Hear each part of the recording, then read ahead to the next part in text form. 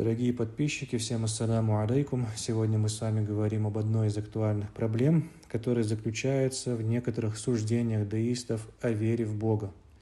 Часть деистов, с которыми мы сегодня имеем дело, утверждает, что верят в Бога, но при этом им безразличны божественные качества. То есть им не важно, какими качествами описывается или не описывается Бог. Подобная позиция представляет собой парадокс, который при ближайшем рассмотрении обнаруживает внутренние противоречия, как и та проблема, о которой мы с вами говорили в предыдущей записи на канале.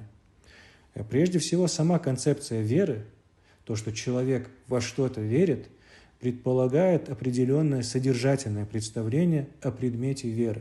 Когда ты говоришь о том, что во что-то веришь, у тебя должно быть определенное представление о том, во что ты веришь, иначе это утверждение не имеет смысла.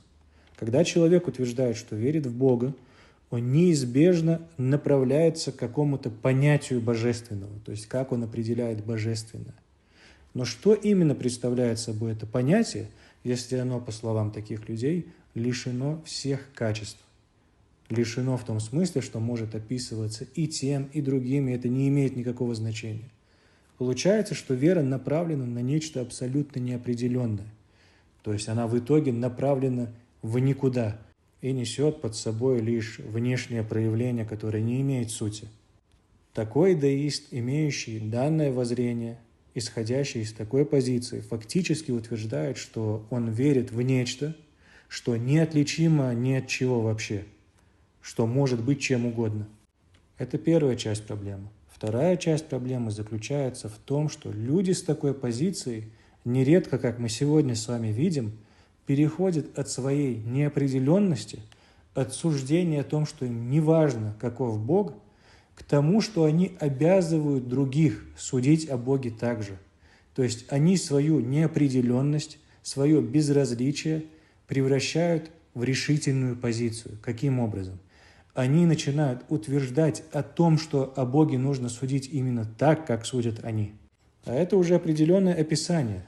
И если человек говорит, что ему не важно, каким образом описывается Бог, а затем начинает осуждать тех, кто описывает Бога иначе, то ему на самом деле есть разница, каким образом описывается Бог, и у него есть определенные мотивы, которые побуждают его отстаивать именно эту точку зрения. Именно поэтому мы можем судить о том, что такой человек тоже начинает занимать определенную теологическую позицию, хотя она негативно сформулирована. Теперь перейдем к практической проблеме такой позиции.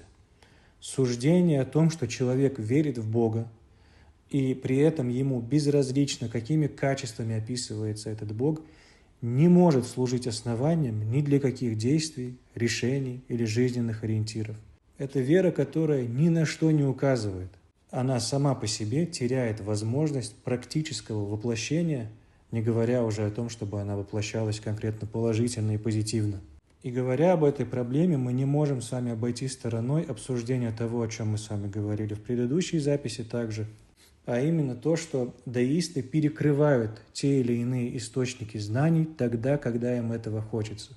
То есть человек говорит, что на основе разума, через объединение определенных фактов, суждений, он пришел к тому, что верит в существование Бога. Но после этого он почему-то перекрывает данный источник разума и игнорирует все другие положения, которые строятся здравым умом на основе незыблемых доводов в отношении описания Бога. И тогда это невозможно назвать чем-то, кроме как попыткой избежать всего последующего. Избежать ответственной, последовательной веры.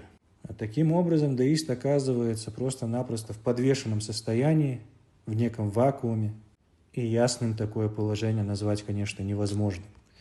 В конечном счете, такое безразличие к качествам Бога представляется не столько обоснованной, разумной позицией, сколько попыткой любой ценой избежать признания истинности того, о чем говорят представители религиозной мысли. Человек с таким воззрением, хочет он того или нет, оказывается в очень узком уголке, в который он сам себя загнал, при этом загнал он себя в этот уголок под предлогом широты мысли.